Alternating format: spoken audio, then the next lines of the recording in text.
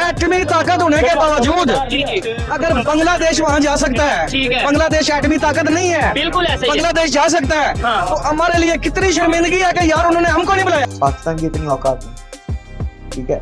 सारी दुनिया की नजरें इस वक्त दिल्ली पे, दिल्ली में बड़ा कमाल हो रहा है, बहुत बड़ी G20 कॉन्फ्रेंस हो रही है। तकलीफ है ना पाकिस्तानियों को, हो रही है बोले वो फेल हो गया G20 और ये हो गया तो वो हो गया। पाकिस्तान की अपनी करेंसी की कोई वैल्यू है, डिजिटल की तो दूर की बात है, डिजिटल का तो मामला ही खराब है ना।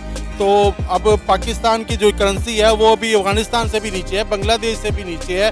पर इस बात पे देखे अब सर पकड़ के सोचने की कि दिल्ली में G20 समिट के लिए भारत आए डेलीगेशन अब हिंदुस्तानी बैंक के बगैर पेमेंट कर सकते हैं ई-रुपी और UPI के जरिए। हमारी भारत सरकार ने जो भी मेहमान आए हैं विदेश से उन सब के मोबाइल पर UPI का ऐप डाउनलोड कराया है और उसमें उनके वैलेट में कुछ पैसे भी भेजे। पहले वो चांद पर पहुंच गए, उसके बाद जो है वो अब उनका जो है वो सोलर मिशन स्टार्ट हो गया। उसके बाद अब ये जो G20 मीटिंग है और ये तो धचके पे धचका हमें मिलता जा रहा है और ये ट्रेंडिंग में जा रहा है पिछले 2 महीनों से। मैं कहती हूँ तो अल्ट्रा प्रो मैक्स ट्रेंडिंग पे जा रहा है कि I have no words. India जो है उनका बनता भी है ट्रेंडिंग पे जाना और अल्ट्रा प्रो मैक्स बनता भी, क्योंकि वो मेहनत करते हैं, ईमानदारी से काम करते हैं, उनमें इंसानी। नमस्कार दोस्तों, भारत पिछले 2 महीनों से पूरी दुनिया में ट्रेंड कर रहा है। ये हम नहीं कह रहे, हमारे कुछ पड़ोसी देश पाकिस्तान के भाई बंधु कह रहे हैं, जो थोड़ा बहुत दुनिया की खबर रखते हैं और इंटरनेट का सही इस्तेमाल करते हैं। नहीं तो ज़्यादातर पाकिस्तान की पब्लिक के जवाब माशाअल्लाह ही होते हैं, जिनके कोई लॉजिक नहीं होता है। या तो जानबूझकर ऐसे जवाब देते हैं या उन्हें सच में ही दुनिया के बारे में और इंडिया के बारे में कुछ पता ही नहीं होता है। भारत ने पहले मून मिशन को सफलतापूर्वक लॉन्च किया, उसके बाद सूरज के मिशन को पास किया और अभी की लेटेस्ट उपलब्धि है G20 का सफलतापूर्वक आयोजन। इंडिया के डिजिटल पेमेंट का पूरी दुनिया पहले ही लोहा मान चुकी है।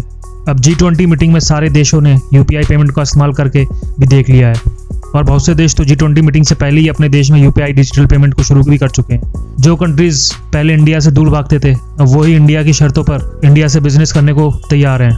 अब पाकिस्तान का तो डिजिटल शब्द से ही दूर दूर तक कोई नाता नहीं है, तो डिजिटल पेमेंट उनकी समझ से बाहर है। बस वो सोशल मीडिया से इंडिया के UPI पेमेंट के बारे में थोड़ा बहुत ज्ञान ले लेते होंगे। अब भारत इतना ट्रेंडिंग में है, तो आप भारत के बढ़ते हुए कद को लेकर पाकिस्तान की रिएक्शन भी देखिए कि वो कितने नॉलेज रखते हैं G20 और UPI डिजिटल पेमेंट के बारे में।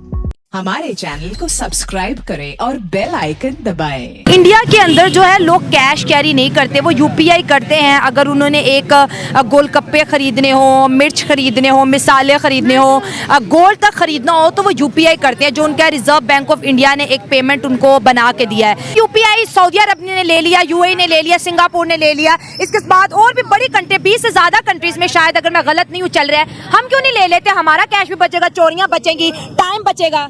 ये आप बिल्कुल सही कह रही है, लेकिन पता है क्या बात है, हम अब रोजी रोटी के चक्कर में पड़े हुए हैं। हमें वो तरक्की वाले मामला तो कि नहीं वो समझ में आते। और अब आप बात बता रही हैं कि गोलगप्पे वाला, मतलब कि वो लोग इतने आगे निकल चुके हैं, इतनी तरक्की कर रहे हैं और हम लोग वहीं के वहीं, बल्कि हम लोग 20, 30, 50 साल पीछे ही जा रहे हैं। आप लोग देखेंगे जब आप YouTube निकालेंगे, सोशल मीडिया निकालेंगे, आप देखेंगे कि अमेरिका वगैरह, ये लोग लंदन, UK वगैरह कितने आगे हमसे। मैं तो मानता हूँ कि वो हमसे वो 100 साल जो है ना वो आगे हमसे। लेकिन पाकिस्तान में बस क्या बताएं, अब आपको हालात आपके सामने ही सारे। के जमाने में कैश कैरी करके मार्केट जाना क्या सेफ है?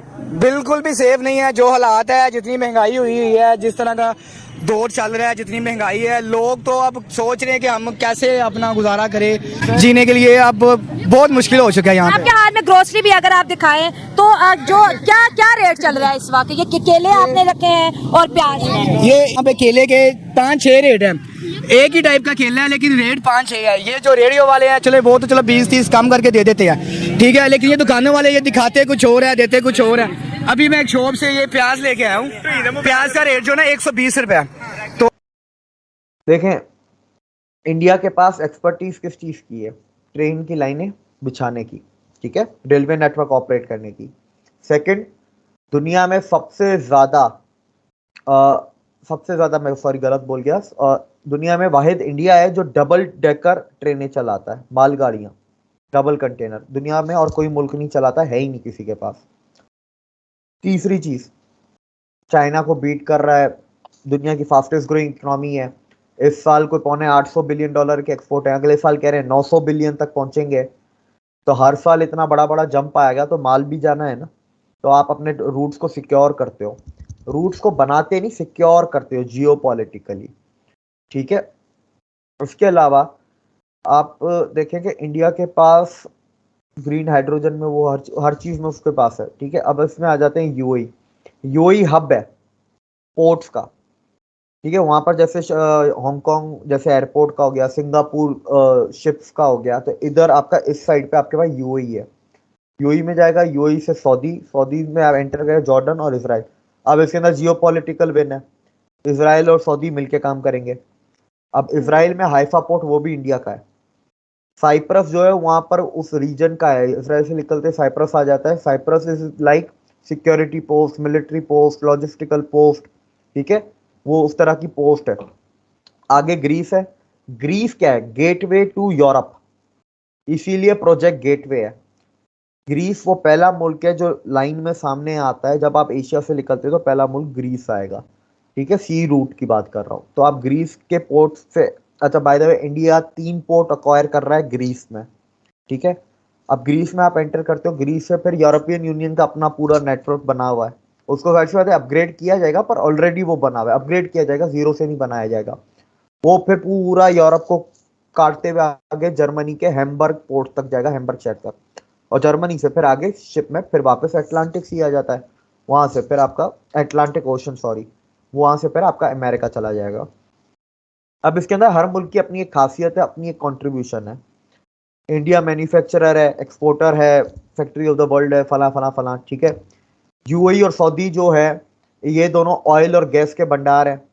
अब ये एल शेप देखें, ईरान, सऊदी और आप ईरान, यूएई और सऊदी, ये जो एल शेप है, ये ऑयल और गैस का कॉरिडोर आपका बनेगा, ऑयल एंड गैस का कॉरिडोर बनेगा। फ्यूचर में इसी रूट से आप ऑयल एंड गैस की पाइपलाइन डाल सकते हैं, ऑयल एंड गैस को एक्सपोर्ट कर सकते हैं, और भी बहुत सी चीजें कर सकते हैं। आगे आपके रिश्ते अच्छे हो जाते हैं। इसराइल क्या है? R&D का एक्सपर्ट है दुनिया में, रिसर्च एंड डेवलपमेंट का, इनोवेशन का, ठीक है। और वैसी बात है वो उसके बाद हाइफा पोर्ट वगैरह भी है। वहां से आपका साइप्रस सिक्योरिटी पोस्ट आ जाता है। ग्रीस गेटवे है, ग्रीस में शिपिंग लाइंस भी हैं, और दुनिया का चौथा बड़ा शिप बिल्डर भी है ग्रीस। टर्की क्या है? दुनिया की दूसरी सबसे बड़ी शिपिंग लाइन टर्की की है, मेडिटेरियन सी कंपनी, और Turkey can build all kinds of ships, ठीक है। आगे आप जाएं तो पूरा यूरोप है। फिर जर्मनी क्या है? जर्मनी में भी ट्रेन है, दुनिया में सबसे कम लॉजिस्टिक कॉस्ट जर्मनी की है, तो उसकी एक्सपर्टीज उसके अंदर इन्वॉल्व होती है। और साथ में अगर फ्रांस है तो फ्रांस क्या है? वो जो इलेक्ट्रिसिटी की लाइन है, फ्रांस की एक्सपर्टीज इलेक्ट्रिसिटी की लाइनों में है। और जाहिर सी बात है मालगाड़ी में जो ट्रेनें हैं वो एल्स्टॉम ने बनाई है। Alstom is a company of France, ठीक है। वो इंडिया में उन्होंने $12 बिलियन की FDI इन्वेस्ट की थी आज से कुछ 5-6 साल पहले। तो हर मुल्क की अपनी एक इम्पोर्टेंस है, हर मुल्क का अपना एक कंट्रीब्यूशन है। और वैसे तो अमेरिका के पास पैसे और अमेरिका के टेक्नोलॉजी भी है, अमेरिका एक एंड कंज्यूमर भी है, अमेरिका सुपर पावर भी है, तो वो तो चौधराट करने हर जगह आ ही जाएगा। हमारे चैनल को सब्सक्राइब करें और बेल आइकन दबाएं।